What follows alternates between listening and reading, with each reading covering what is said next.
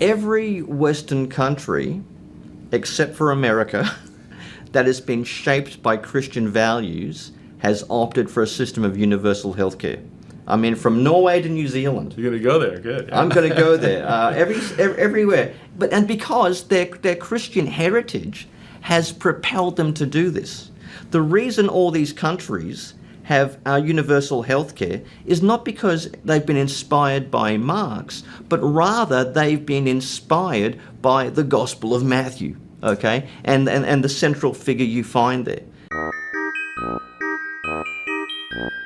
Certainly in Australia, we are experiencing, not persecution, but we are having a more adversarial relationship between the church and some state authorities. And let me give a good example of that. Recently in Canberra, which is like Australian Capital Territory, there is a government in power, very progressive, and they were very unhappy with a Catholic hospital because it refuses to do abortions and euthanasia. Now, I know these are complicated topics, and people give arguments, for both sides, but this sort of area government in the Australian Capital Territory rushed through legislation so they could coercively seize state control of this hospital.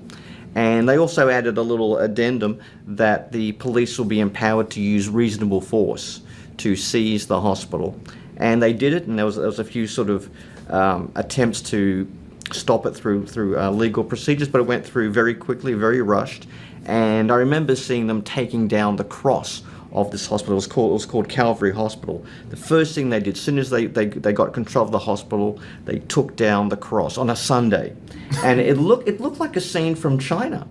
And I could not believe what I was seeing. Because I believed we lived in a liberal democracy. In a liberal democracy, you don't take punitive actions at different religious communities because you don't like their religion. That's what I thought I lived in Australia, but that was not the case. And it's been a number of incidents like that.